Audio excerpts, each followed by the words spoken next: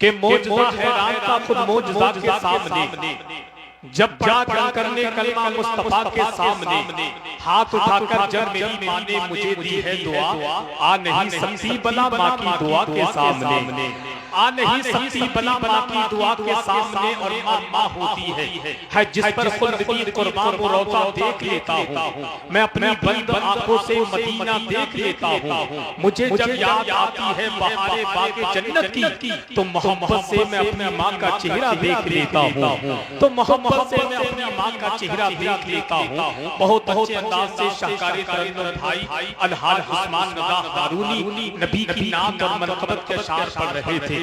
उनके कलाम के दौरान जमात अहले सुन्नत की आलमी शोहरत याफ्ता शख्सियत, जिनको दुनिया शहंशाहे खिताबत तर्जुमाने मसर की आला हज़रत उस्ताद असातिज़ा इस्लामी स्कॉलर हज़रतुल अल्लामा हज़रत अल्लामा मुफ्ती जलील अहमद क़ादरी साहिब क़िबला की आमद हुई। बहुत तेजी के साथ उनका खिताब सुनना है। उनके आने से पहले एक शेर सुन ले, अकेले में मदीने का ख्याल आया तो क्या होगा। समझे चाहता हूं मैं कि अकेले में मदीने का ख्याल आया तो क्या होगा। मोहब्बत के समंदर में उबाल आया तो क्या होगा। मोहब्बत के समंदर में उबाल आया तो क्या होगा। ये जितने खूबसूरत लोग हैं मौजूद दुनिया में, अगर इनमें मोहम्मद का बिलाल आया तो क्या होगा। अगर इनमें मोहम्मद का बिलाल आया तो क्या होगा। और मोइनुद्दीन के दरबार को मंदिर बताते हो कि मोइनुद्दीन के दरबार को मंदिर बताते हो।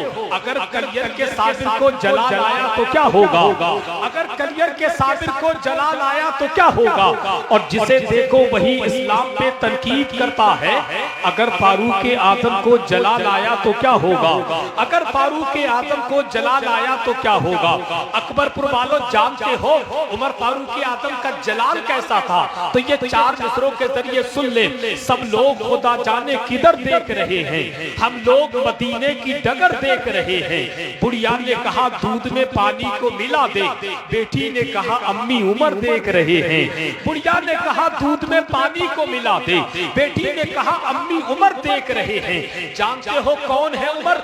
चश्मा उबाल देंगे कलंदर जमीन पर, ठोकर अगर जो मार दे बंजर जमीन पर।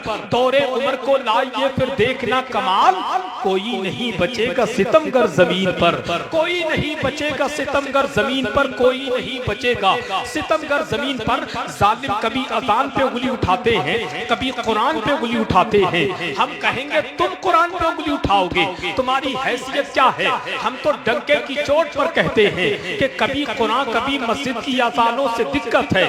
ये खुलकर क्यों नहीं कहते मुसलमानों से दिक्कत है कि कभी कुरान कभी मस्जिद की अजानों से दिक्कत है। ये खुलकर क्यों नहीं कहते मुसलमानों से दिक्कत है। कहीं पैदा न कर दे फिर सलाहुद्दीन अय्यूबी, तभी तो कौमे मुस्लिम के निगहबानों से दिक्कत है। कहीं पैदा न कर दे फिर सलाहुद्दीन अय्यूबी, तभी तो कौमे मुस्लिम के निगहबानों से दिक्कत है। और हमसे कहते हो मस्जिदों से अजानें क्यों देते हो, हमारी नींद में खलल पड़ती है।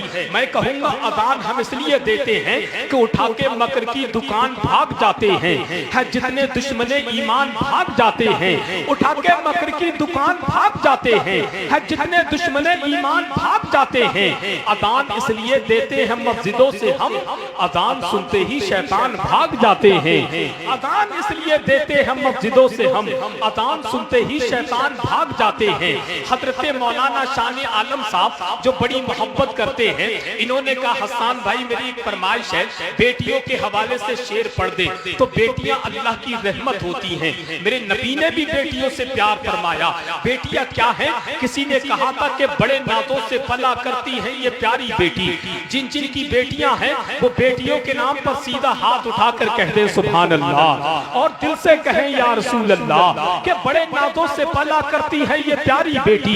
इसलिए बाप की होती है दुलारी बेटी। लोग कहते हैं बला है या कोई जहमत है, बोझ लगती है सभी को ये बेचारी बेटी। और ताने ससुराल के मिलते हैं जब भी इसको, हंस के हर गम को छुपाती है ये प्यारी बेटी। और बात इस्लाम के पहलू पे अगर आई तो करबला में भी यजीदों से ना हारी बेटी।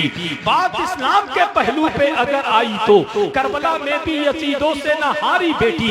ये दुआ करता है हसन खुदा से अपने, जब हो औलाद तो पहली हो हमारी बेटी। जब हो औलाद तो पहली हो हमारी बेटी। और बेटियां तो बेटियां हैं, घर के आंगन में वो परियों की तरह रहती हैं। बेटियां धान के पौधों की तरह रहती हैं, घर के आंगन में वो परियों की तरह रहती हैं।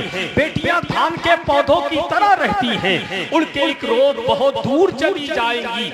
घर की शाखों पे वो चिड़ियों की तरह रहती हैं, घर की शाखों पे वो चिड़ियों की तरह रहती हैं। अब आइए बहुत तेजी के साथ आपकी मुकद्दस समातों की अदालत में जमाते अहले सुन्नत की आलमी शोहरत याफ्ता शख्सियत, जमाते अहले सुन्नत की मकबूल शख्सियत, जब दिन होता है तो वो बच्चों को पढ़ाते हैं, जब रात होती है तो बच्चों के अब्बा को पढ़ाते हैं। जिनसे मेरी मुराद शहंशाह खिताबत तर्जुमाने मसल की आला हजरत इस्लामी स्कॉलर हजरतुल अल्लाम हजरत अल्लामा मुफ्ती जलीस अहमद कादरी की आमद हो रही है। पूरी ईमानदारी के साथ मुफ्ती साहब का इस्तेकबाल कर ले और थोड़ा बेदारी के साथ बोले नारे तकबीर। माशाअल्लाह। देखिए इधर के लोग कम तो हो ही गए, मगर इधर के लोग कुछ बेचारे ठंड की वजह से बड़ा सुकड़ के बैठे हुए। और मैं एक रात बता दूं, लोगों से चिपक के बैठेंगे, सर्दी कम लगेगी। आप बैठे तो हैं, पीछे वाले जो मेरे भाई बैठे वो थोड़ा सा करीब आ जाए तो ज्यादा अच्छा हो जाएगा। आ जाइए आप, थोड़ा सा करीब आ जाए। माशाल्लाह अच्छे लोग हैं, बात मानेंगे, मुझे उम्मीद है इंशाअल्लाह, और बैठ करके अदब के साथ सुनेंगे। पूरी ईमानदारी के साथ नारे का जवाब दे, नारे तकबीर, नारे रिसालत, पैदाने गौसे आदम, मसलके आला हजरत, पैदाने उर्से मुकद्दस हजरत अल्लामा मुफ्ती जलील साहिब किबला। नारे तकबीर। अगर माँ बाप की खिदमत में तुम हो, कसम अल्लाह की जन्नत में तुम हो। अगर माँ बाप की खिदमत में तुम हो, कसम अल्लाह की जन्नत में तुम हो। गलत करने से पहले सोच लेना, रसूलुल्लाह की उम्मत में तुम हो।